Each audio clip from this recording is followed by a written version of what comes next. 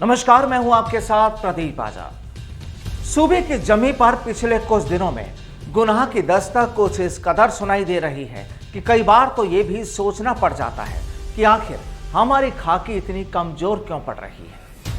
यूं तो राजस्थान की पुलिस मजबूत और दमदार पुलिस में गिनी जाती है।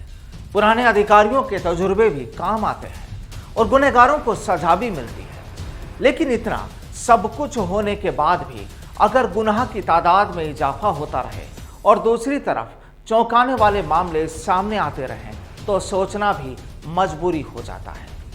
दरअसल गुनाह की दस्तक भी उसी वक्त होती है जब बदमाशों में वर्दी का खौफ कम हो जाता है। अब हाल में करौली की उस घटना को याद कीजिए जब एक पुजारी को जिंदा जला डाला गया। सूबे की सियासत में भी इस घटना को लेकर काफी उथल पुथल मची रही। मामला कुछ हल्का पड़ा तो अलवर से एक ऐसी खबर सामने आ गई जब शराब के ठेकेदारों ने अपने ही सेल्समैन को जिंदा जला डाला और उसकी लाश डीप फ्रीजर से बरामद की गई। उसका कसूर केवल इतना ही बताया गया कि वो अपनी 5 महीने की पगार मांग रहा था। अब चलिए इस मामले को छोड़ भी दिया जाए तो धौलपुर में डकैतों ने पुलिस पर ही गोलियां चला डाली और एक कांस्टेबल को अपनी गोली का शिकार बना डाला और वो कांस्टेबल फिलहाल जिंदगी की जंग लड़ रहा है। और जिंदगी की जंग लड़ते हुए उस कांस्टेबल को आगरा से जयपुर के लिए रेफर करना पड़ा, जिसकी जान बचाने के लिए पुलिस को ग्रीन कॉरिडोर तक बनाना पड़ा। कहने का मतलब है कि बदमाशों में खाकी वर्दी का जो खौफ होना चाहिए अब उतना नहीं रहा है।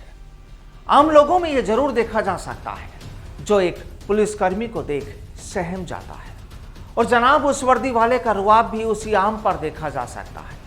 दरअसल यहाँ मुद्दा ये कि क्या बदमाशों को पुलिस और कानून की जरा भी फिक्र नहीं है, और अगर ऐसा है तो फिर उसकी वजह क्या है। डकैत कांस्टेबल पर गोली चलाते हैं, जमीन के मामले में दबंगी दिखाते हुए बदमाश एक शख्स को जिंदा जला डालते हैं, तो तनख्वाह मांगने पर शराब ठेकेदार अपने ही सेल्समैन को जिंदा जला डाल देते हैं और फिर उसकी लाश को डीप फ्रीजर में रख दिया जाता है।